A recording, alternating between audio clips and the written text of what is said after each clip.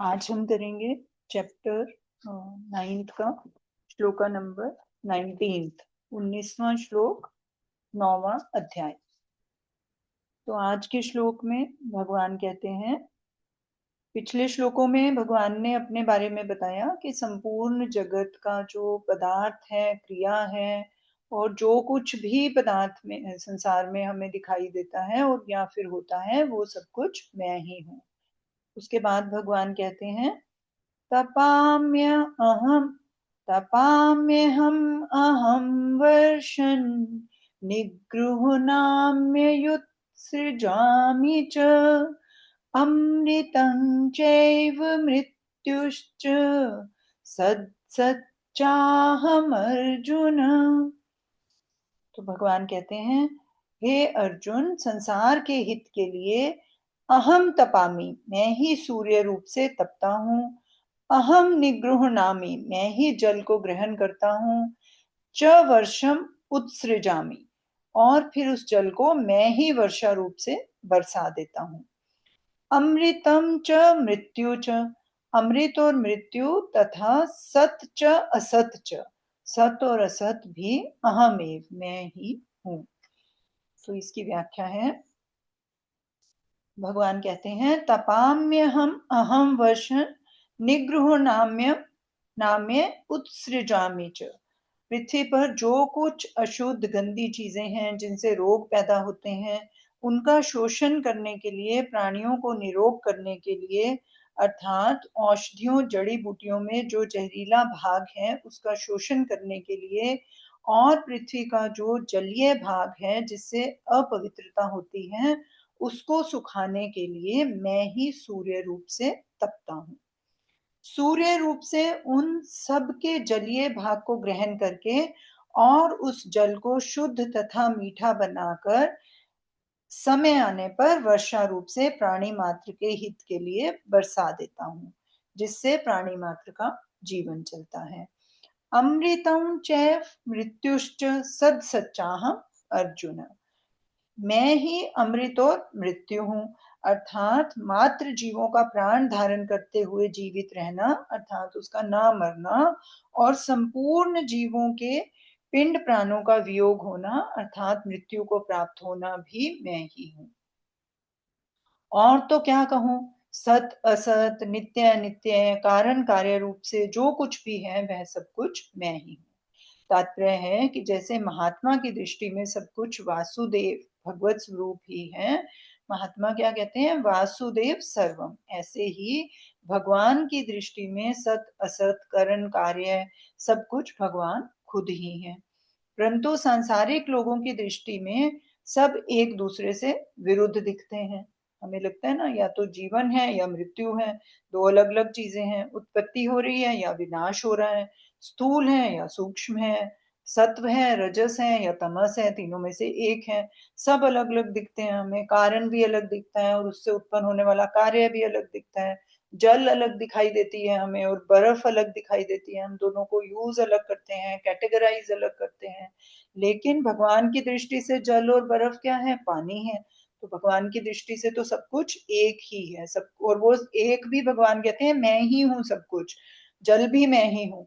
परंतु वास्तव में संसार रूप में भगवान ही प्रकट होने से, भगवान ही बने हुए होने से सब कुछ भगवत स्वरूप ही है। भगवान के सिवाय उसकी स्वतंत्र सत्ता ही नहीं है।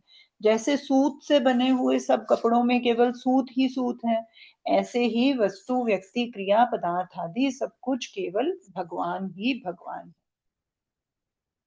फिर कहते हैं, इसका परिशिष्ट भाव है, सृष्टि से पहले भी परमात्मा थे और अंत में भी परमात्मा रहेंगे, तो फिर बीच में दूसरा कोई कहां से आ गया। इसलिए अमृत भी भगवान का स्वरूप है और मृत्यु भी भगवान का ही स्वरूप है। सत प्रकृति जो है, परा प्रकृति है, वो भी भगवान का स्वरूप है, और अपरा प्रकृति असत प्रकृति जो है, जो विनाशशील है, वो भी भगवान का ही स्वरूप है। जैसे अन्नकूट के प्रसाद में रसगुल्ले गुलाब जामुन आदि भी होते हैं और मेथी करेला आदि का साग भी होता है, अर्थात मीठा भी भगवान का प्रसाद होता है और कड़वा भी भगवान का प्रसाद होता है। ऐसे ही जो हमारे मन को सुहाए वह भी भगवान का स्वरूप है, और जो नहीं सुहाए, जो हमें अच्छा नहीं लग रहा, वो भी भगवान का ही स्वरूप है। सूर्य रूप से जल को ग्रहण करना और फिर उसको बरसा देना, ये दोनों विपरीत कार्य हैं। एक ग्रहण करना और दूसरा त्याग कर देना, उसको छोड़ देना। ये भगवान कह रहे हैं मैं ही करता हूं ये दोनों। इतना ही नहीं, जल रूप से ग्रहण किए जाने वाले भी भगवान हैं। जो जल है जिसको ग्रहण कर रहे हैं वो भी भगवान है, बरसने वाले भी भगवान हैं, और वर्षा रूप क्रिया भी भगवान ही है। तो कुल मिलाकर सब कुछ, पदार्थ और क्रिया, और उनके पदार्थों को भी जो डिफरेंट स्वरूप में मेंशन हो रहा है कि पदार्थ है जो डिफरेंट डिफरेंट रूप में प्रतीत हो रहा है, वो सब कुछ भगवान है। फिर भगवान कहते हैं सद सच्चाहम अर्जुन, संसार में सत परा और असत अपरा के सिवाय अन्य कुछ भी नहीं है। संसार असत है और उसमें रहने वाला परमात्मा तत्व सत है। शरीर असत है और उसमें रहने वाला जीवात्मा सत है। शरीर और संसार परिवर्तनशील हैं, जीवात्मा और परमात्मा अपरिवर्तनशील है। शरीर और संसार नाशवान है, जीवात्मा और परमात्मा जो है वो दोनों अविनाशी हैं। भगवान कहते हैं कि परिवर्तनशील भी मैं हूं और अपरिवर्तनशील भी मैं हूं, नाशवान भी मैं हूं और अविनाशी भी मैं ही हूं। तात्पर्य है कि सब कुछ भगवान ही भगवान है, भगवान के सिवाय और कुछ भी नहीं है। नास्तो विद्यते भावो ना भावो विद्यते स्तः, इसमें तो विवेक है, पर सद सच्चाहम इसमें विवेक नहीं है, प्रत्युत विश्वास है। जैसे हम कल बात कर रहे थे ना, सब बोले कि सब भगवान है, इसमें कैसे जानना पड़ेगा? जानना क्या है इसके अंदर? कुछ नहीं, मानना है इसको। तो मानेंगे कैसे? विश्वास से मानेंगे। अब मानने के लिए अगर हमें जानने की जरूरत पड़ रही है वो अलग बात है ना। जब भगवान ने ये बोला कि नास्तो विद्यते भावो ना भावो विद्यते स्तः, मेरे बिना भी कुछ नहीं है और मैं भी सब कुछ के बिना नहीं हूँ, तो इसमें तो विवेक है, ठीक है ना, ज्ञान है ये। लेकिन सच सच्चा हम अर्जुन, सब कुछ मैं ही हूँ अर्जुन, है ना। तो वो मानना पड़ेगा अर्जुन को, हम अर्जुन को, हम भी तो अर्जुन है ना, हमें भी मानना पड़ेगा ये बात। सब कुछ भगवान ही है, यह विश्वास विवेक से भी ज्यादा तेज है ना। विश्वास बड़ा होता है या विवेक तेज ज्यादा बड़ा होता है? हम अपने प्रैक्टिकल लाइफ में देखें तो विश्वास जो है वो ज्यादा भारी पड़ जाता है विवेक के ऊपर। हमारी जहाँ श्रद्धा होती है, जो विश्वास होता है, अगर हमारा बुद्धि हमें बोल भी रही है ना कि नहीं ऐसे नहीं, लेकिन हमें लगता है नहीं नहीं ऐसे तो हो जाएगा, है ना। विश्वास जो है ज्यादा बड़ी चीज होती है विवेक से। कारण कि विवेक वही काम करता है जहां सत और असत दोनों का विचार होता है। जब असत है ही नहीं, एक्चुअल में तो असत है ही नहीं है, तो फिर विवेक कहाँ काम कर पाएगा? विवेक तो कमी पड़ जाएगी उसको। तो वहां पर असत को मानेंगे अगर हम, अगर हम असत को भी एक्सेप्ट कर रहे हैं कि हाँ असत भी विद्यमान तो है, तो हमें विवेक लगाना पड़ेगा कि अच्छा ये सत नहीं है, ये सत है, तो फिर सत कैसे है, सत को हम कैसे खोजें, तो हमें लगाना पड़ेगा विवेक। लेकिन अगर हम उसको मान्यता ही नहीं दें असत को, तो फिर क्या है, सिर्फ सत दिख रहा है हमें, तो सत कैसे दिखाई देगा? सिर्फ विश्वास से दिखाई देगा। तो विश्वास का जो पलड़ा है वो ज्यादा भारी है विवेक से। विवेक में सत असत का विभाग है, पर विश्वास में विभाग है ही नहीं।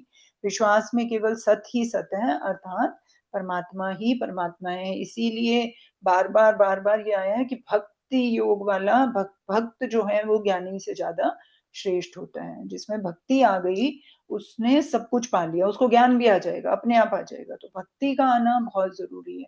इसलिए जब गुरु हमें बोलते हैं कि मेरी भक्ति करो, तो वो हमें ज्ञानी बनाने के लिए कर रहे होते हैं। हमें ऐसा लगता है कि वो अपना ये सिद्ध करने के लिए अपना कोई मिशन चला रहे हैं, हमें अपने संघ में शामिल करना चाहते हैं, है ना। ऐसी ऐसी भावनाएं आती हैं इनिशियल स्टेज में कि क्यों हमारे पीछे पड़े हुए हैं, ये कर लो वो कर लो, साधना करो, कोर्स करो, है ना। क्यों पीछे पड़े हैं? वो इसलिए पीछे पड़े हैं क्योंकि जो भक्त होता है वो ज्ञानी से भी ऊंचा दर्जा पा जाता है।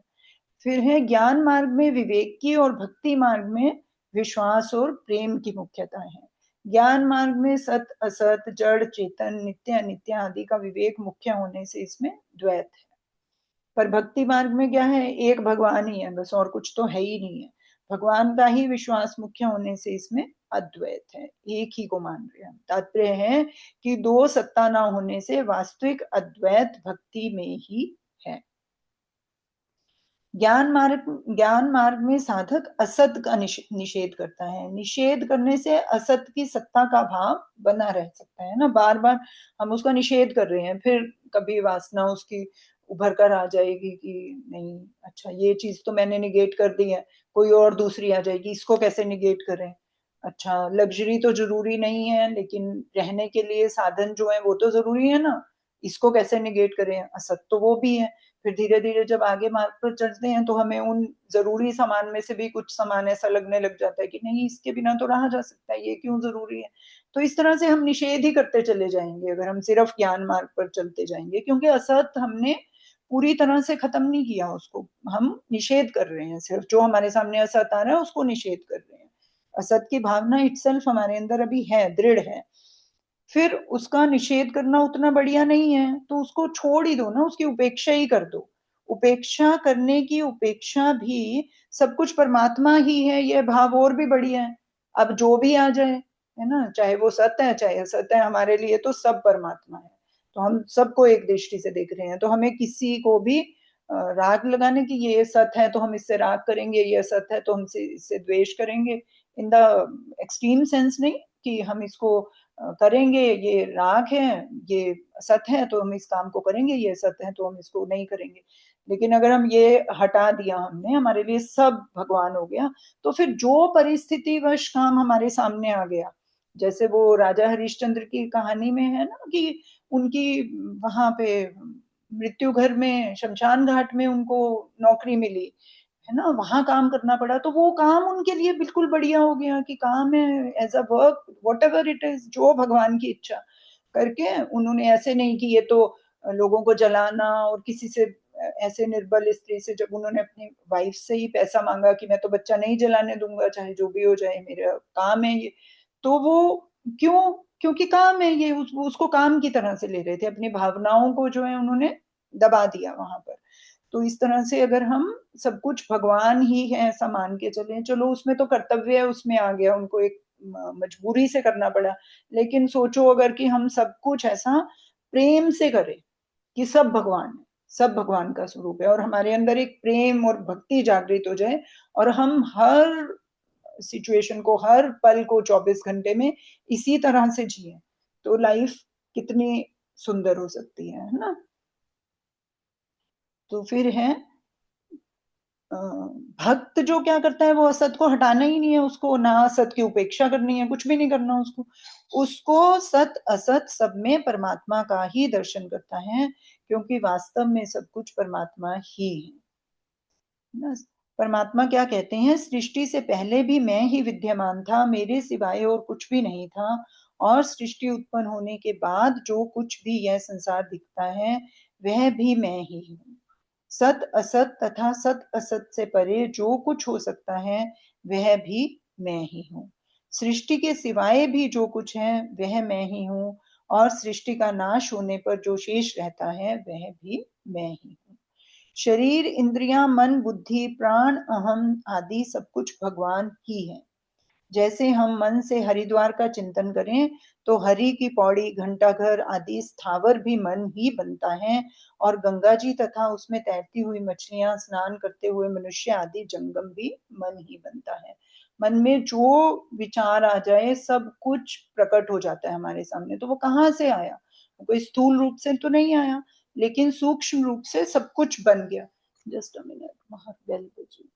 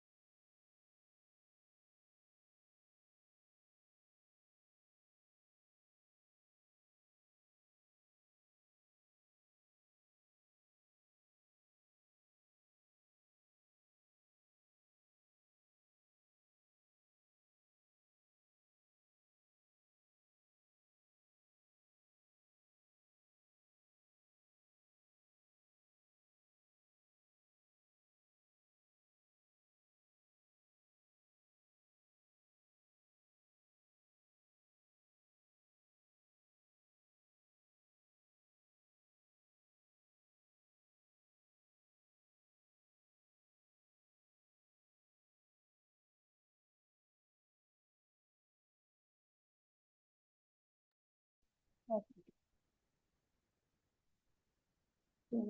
हम कह रहे थे कि भगवान ने बोला कि सृष्टि से पहले भी मैं ही विद्यमान था, मेरे सिवाय कुछ भी नहीं था, और सृष्टि के उत्पन्न होने के बाद भी जो कुछ भी ये संसार दिखता है वह मैं ही हूँ। सत असत तथा सत असत से परे जो कुछ हो सकता है वह भी मैं ही हूँ। सृष्टि के सिवाय भी जो कुछ है वह मैं ही हूँ, और सृष्टि का नाश होने पर जो शेष रहता है वह भी मैं ही हूँ। शरीर, इंद्रियां, मन, बुद्धि, प्राण, अहम आदि सब कुछ भगवान ही है। जैसे हम मन से हरिद्वार का चिंतन करें तो हरि की पौड़ी, घंटाघर आदि स्थावर भी मन ही बनता है, और गंगा जी तथा उसमें तैरती हुई मछलियां, स्नान करते हुए मनुष्य आदि जंगम भी मन ही बनता है। तो कुछ भी हमारा मन क्रिएट कर सकता है, तो सब बन जाता है, प्रत्यक्ष हमारे सामने प्रकट हो जाता है, वैसा ही दिखता है हमारा।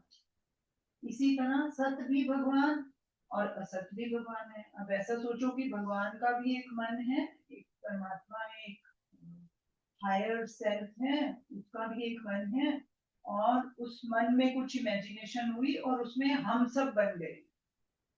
जिसको मैं मेरा शरीर कह रहा हूँ, वो भगवान के मन की एक उपज है। जैसे मेरे मन की उपज अभी गंगा जी हो गई, तो हरिद्वार हो गया, तो हरिद्वार, पूरा हरिद्वार जो शहर है, सिटी है, जितने मंदिर हैं, सब बना दिए मेरे मन में, है ना। इसी तरह भगवान ने अब जो उसके अंदर बना, मान लो मैंने अभी हरिद्वार का अपने मन में बनाया, रूपरेखा बनाई, तो वहां मान लो हरिद्वार में गंगा जी की आरती हो रही है, और वहां पे लोग गंगा जी की आरती कर रहे हैं, तो ये सब चल रहा है वहां पे। तो वहां पे प्राणी जो है आपस में इंटरेक्ट भी कर रहे हैं, कोई खा भी रहा है, उसके बाद कोई नहा रहा है, कोई कुछ हो रहा है, कुछ हो रहा है। इसी तरह से भगवान के मन में भी ऐसा संकल्प आया, मेरे मन में हरिद्वार का संकल्प आया, भगवान के मन में पूरी सृष्टि का संकल्प आया, और पूरी सृष्टि बन गई। अब उसमें रहने वाले जो गंगा जी की आरती कर रहे लोग, जो दो आपस में बातें कर रहे हैं, अगर वो सिर्फ अपने लेवल पे रहे, उस उसके साथ, अपने उस शरीर के साथ तादात्म्य करके अपने आप को वैसा सोचने लग जाए, तो उससे मेरे को क्या फर्क पड़ा? मुझे कोई फर्क नहीं पड़ रहा है। ऐसे ही भगवान को क्या फर्क पड़ता है हम क्या करते चले जाए। It's only in his thoughts, it's only, कहते हैं संकल्प से सृष्टि, सृष्टि की वास्तविक रचना नहीं है ये, ताकि भाषिक है, ये सिर्फ अपीयरेंस है। तो ये वास्तविक संरचना नहीं है। ये जो उस हरिद्वार में हर की पौड़ी पर हम खड़े हुए प्राणियों के जैसे हैं, जो हमने अपने आप को तादाद में कर लिया इस स्पेसिफिक बॉडीज के साथ या स्पेसिफिक सिचुएशंस के साथ, and we are interacting amongst ourselves. भगवान को इससे कोई फर्क नहीं पड़ रहा। भगवान के लिए हम अच्छे हैं, बुरे हैं, ठीक कर रहे हैं, गलत कर रहे हैं, whatever is happening, for him nothing is happening, क्योंकि सिर्फ संकल्प है। अब मेरे लिए नथिंग इज हैपनिंग, चाहे मैं आंख के आगे बैठ के दृश्य पूरा हरिद्वार का देख लूं, और पूरा मैं उसको कुछ भी करते रहूं, गंगा जी में स्नान भी कर लूं, सब हो, पर मुझे पता है कि दिस इज ओनली संकल्प सृष्टि। ऐसे ही भगवान को भी पता है कि सब कुछ संकल्प सृष्टि है, और मेरे से ही उत्पन्न हुई है, मेरे में ही विनाश होने वाली है। यही बात को हमें समझाने की कोशिश कर रहे हैं इस श्लोक में। इन सब जो ये श्लोक चल रहे हैं कि सब कुछ मैं ही हूँ, इस बात को समझो। ये कहते हैं सत और असत ये दो विभाग हमारी दृष्टि में, हमारी दृष्टि में ठीक गलत है, तभी भगवान हमें समझाने के लिए कहते हैं सत सच्चा हम। भगवान की दृष्टि में तो एक उनके सिवाय कुछ है ही नहीं। ऊंची से ऊंची दार्शनिक दृष्टि भी देखें तो सत्ता एक ही है, दो सत्ता हो ही नहीं सकती। दूसरी सत्ता मानने से ही मोह होता है, राग द्वेष भी सत्ता के मानने से। एक श्लोक और कर देते हैं, छोटा है, नेक्स्ट श्लोक का संबंध है जगत की रचना और विविध परिवर्तन मेरी अध्यक्षता में ही होता है, परंतु मेरे इस प्रभाव को ना जानने वाले मूल लोग आसुरी, राक्षसी और मोहिनी प्रकृति का आश्रय लेकर मेरी अवहेलना करते हैं, इसलिए वे पतन की हो जाते हैं। जो भक्त मेरे प्रभाव को जानते हैं वे मेरे दैवी गुणों का आश्रय लेकर अनन्य मन से मेरी विविध प्रकार से उपासना करते हैं, इसलिए उनको सत असत सब कुछ परमात्मा ही है ऐसा यथार्थ अनुभव हो जाए। जो भगवान की करते हैं भगवान का आश्रय लेते हैं उनको पता चल जाता है सूनर और लेकर कि सत सब कुछ परमात्मा ही है, और ऐसा अनुभव भी हो जाता है। तो ज्ञान से पता चलता है और फिर अनुभव में भी आ जाता है। परंतु जिनके अंतःकरण में सांसारिक भोग और संग्रह की कामना होती है, वे वास्तविक तत्व को न जानकर भगवान से विमुख होकर स्वर्ग आदि लोगों के भोगों की प्राप्ति के लिए सकाम भाव पूर्वक यज्ञ आदि अनुष्ठान किया करते हैं, इसलिए वे आवागमन को प्राप्त होते हैं। लेकिन कुछ ऐसे लोग हैं जो अंतःकरण में उनके संसारिक भोग और संग्रह की कामना नहीं गई, तो वो क्या करते हैं, उनको वास्तविक तत्व का पता नहीं चलता, भगवान से विमुख हो जाते हैं। वो फिर क्या करते हैं, यज्ञ वगैरह काम तो सही करते हैं, काम तो सात्विक करते हैं, लेकिन भोगों की प्राप्ति के लिए, स्वर्ग आदि भोगों की प्राप्ति के लिए, तो फिर क्या है, फिर वो आवागमन को प्राप्त होते हैं। अच्छा, अब ये ना आगे की दो श्लोकां इकट्ठी हैं, तो फिर हम दोनों को कर लेते हैं। अभी कुछ आज के श्लोक में डिस्कस करने के लिए